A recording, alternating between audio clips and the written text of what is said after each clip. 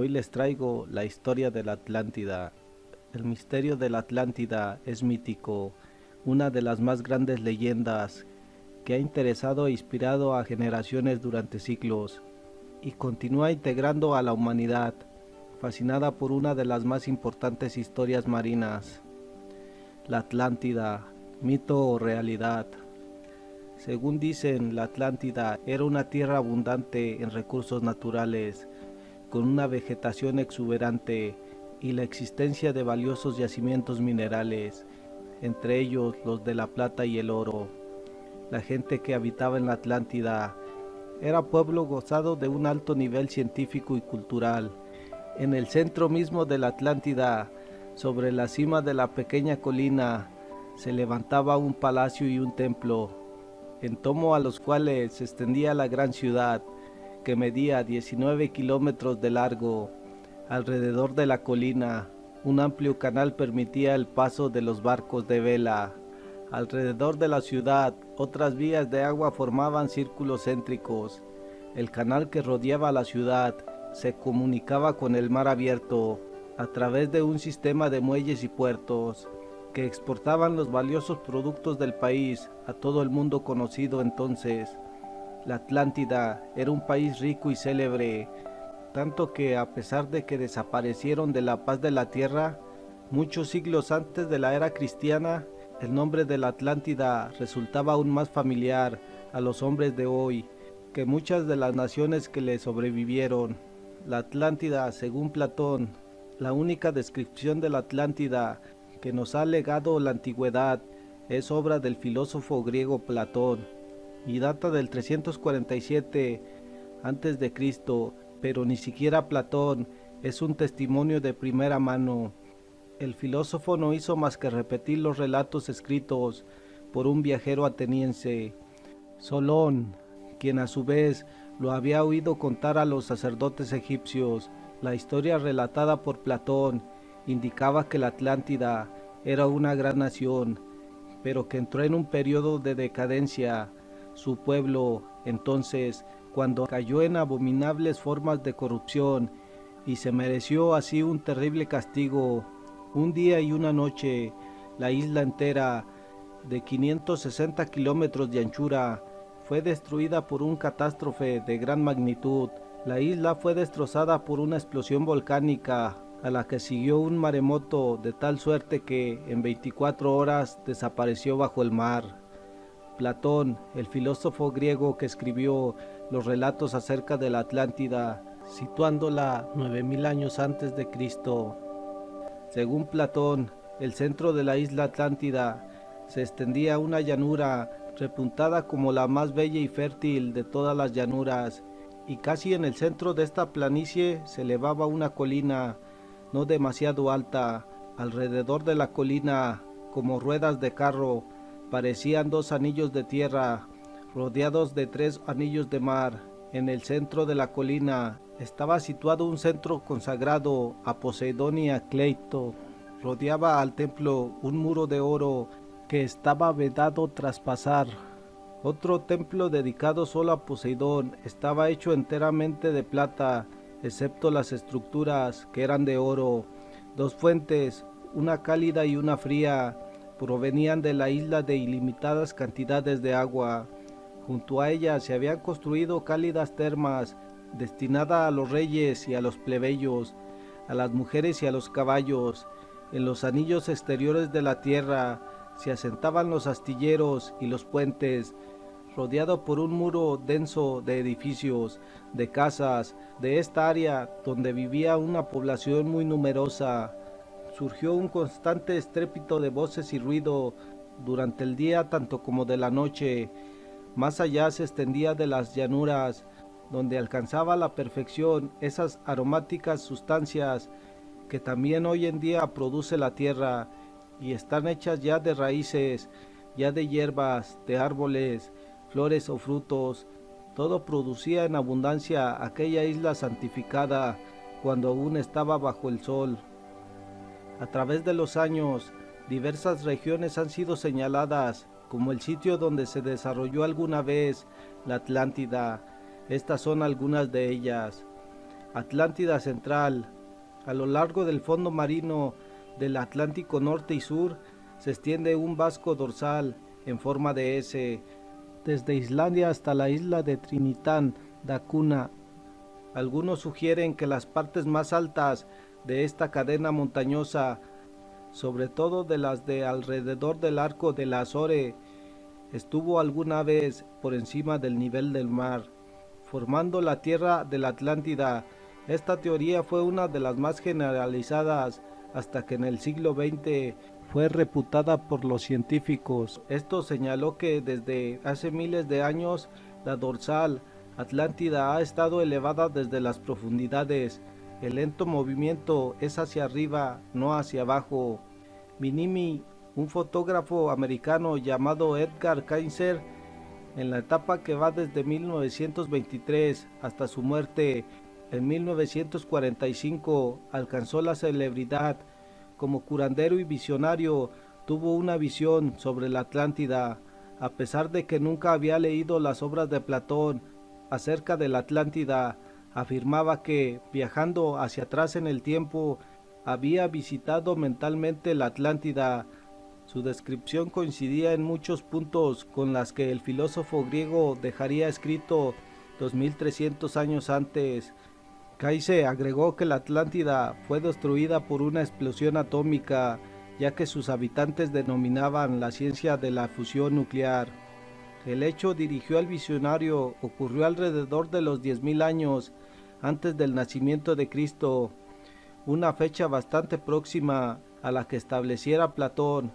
El vidente americano situó gráficamente la Atlántida en la isla Bimini septentrional, pequeña integrante de las Bahamas, y pronosticó que en 1968 o 1969 podrían descubrirse algunos aspectos de los antiguos templos de las civilizaciones perdidas de la Atlántida.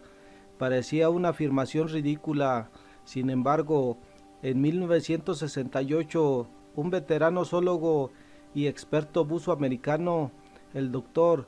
J. Manson Valentine, descubrió bajo el mar, a la altura de las costas de Bimini septentrional, una extraña estructura pétrea que se convertiría en un misterio de la Atlántida.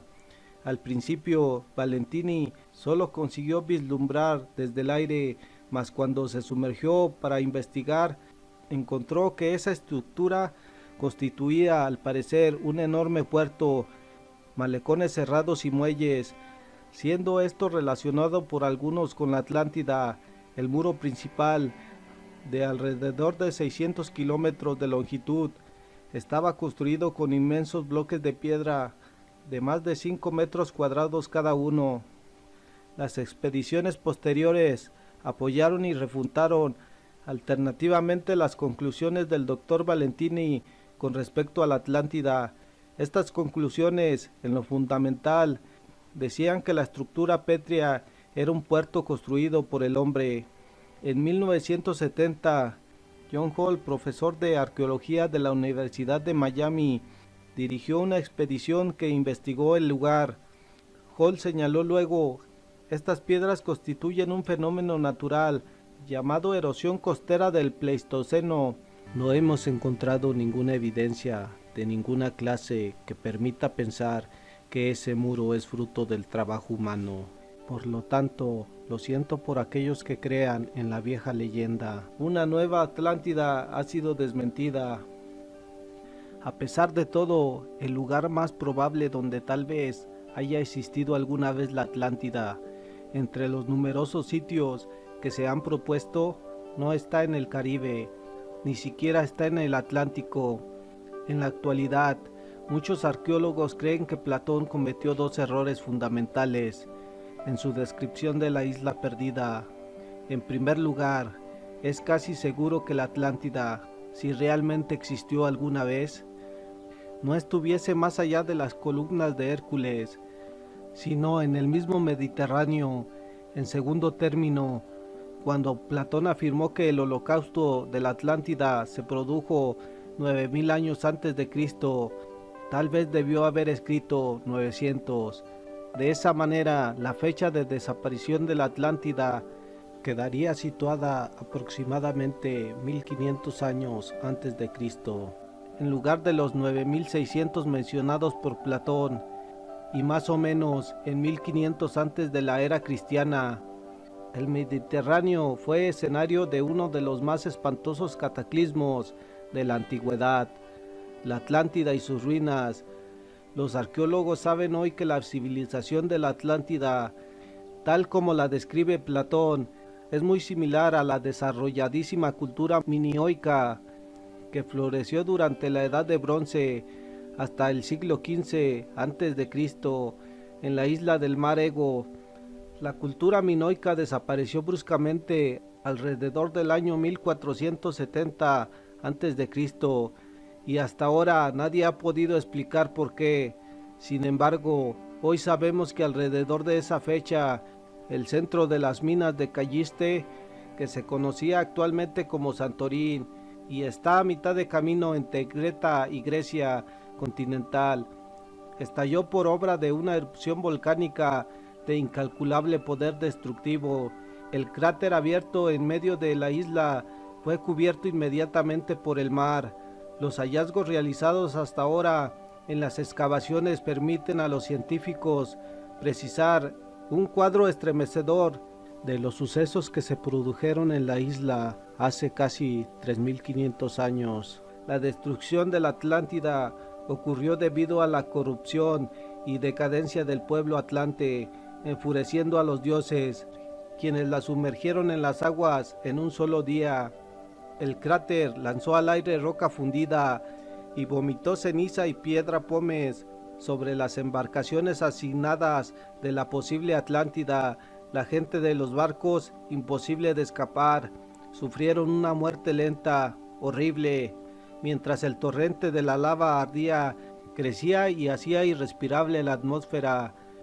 Para algunos habitantes de los Minos o la Atlántida, la agonía terminó con la llegada de una ola gigantesca, tal vez de 60 metros de altura, que barrió la isla y destrozó las embarcaciones.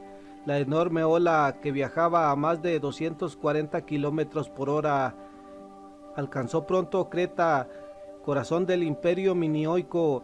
El agua arrasó todas las ciudades y alrededor a lo largo de la costa septentrional y destruyó el puente que abastecía a la capital de Crosos. La ola gigantesca prosiguió su marcha hacia la costa norte de África. Allí sus efectos pueden haber dado origen al relato del Viejo Testamento acerca de la separación del Mar Rojo, que permitió el éxodo de Moisés.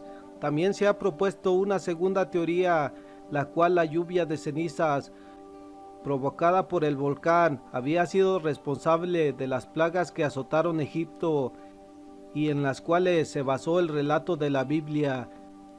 La lluvia de cenizas abarcó un área de más de 16,000 kilómetros cuadrados.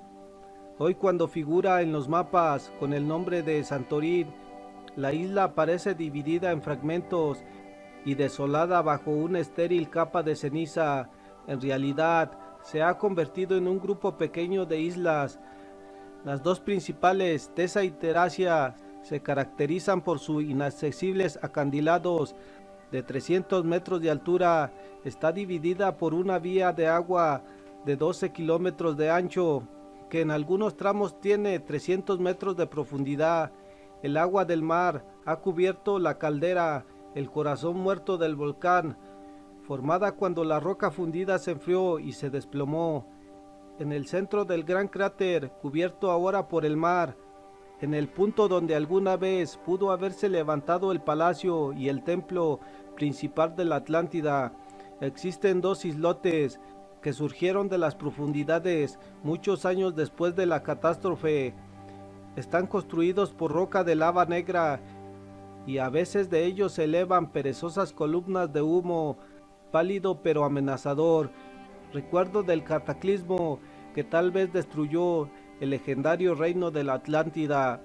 Bueno, si te gustó el video, dale like, comparte el video y suscríbete al canal. Les saluda a su amigo Mackey42. Hasta la próxima.